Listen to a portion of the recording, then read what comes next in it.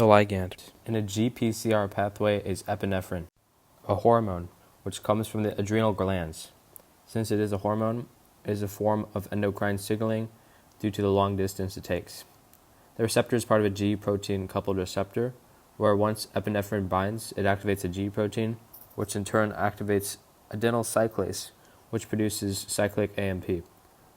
The cyclic AMPs create a phosphorylation cascade activating kinases until it ends up activating glycogen synthase, which converts glycogen to glucose as part of its cell response.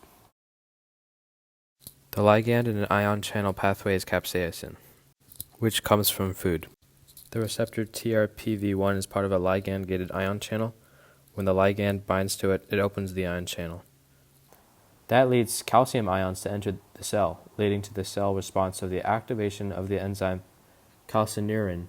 The calcineurin ends up leading to inducing apoptosis and blocking cell division. For the RTK example, we will be using the example of EGF. Here, the EGF goes to the EGF receptor, and the EGF receptors will sort of separate, and then that will phosphorylize the RAF, and then the RAF will cause a phosphorylation cascade to MEK, and then MEK to ERK, and then the MERK will phosphorylize the CMYC, and the CMYC will transcribe genes promoting cell growth and division. For the intracellular signaling, we'll be using aldosterone. Here we see aldosterone diffusing through the cell membrane, binding with a receptor protein, creating a hormone receptor complex. Then the hormone receptor complex will make its way into the nucleus and attach itself to DNA. The DNA will then make mRNA.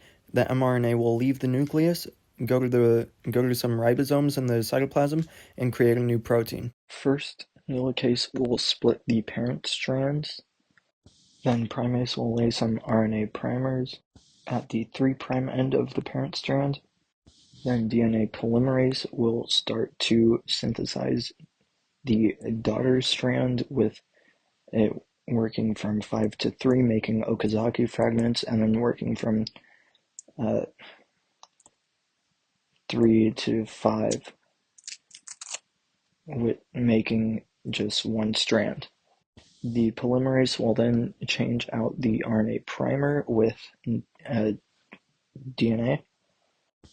Then ligase will go in and mend all of the broken fragments of the lagging strand and where the primer used to be. The first phase of mitosis is prophase, which can be split in early and late prophase. In early prophase, the chromosomes are created from chromatin condensing in the nucleus, and centrioles move to the ends of the cell. In late prophase, microtubules emerge from the centrioles as the nuclear membrane begins to break down. The next phase is metaphase, where the chromosomes line up on the metaphase plate in the cell, and the microtubules attach to the kinetochores on the chromosomes. In anaphase, the sister chromatids separate at the kinetochores as they are pulled toward the centrioles. The cell also starts to elongate. Then in telophase, the cell starts to split in two as daughter nuclei form.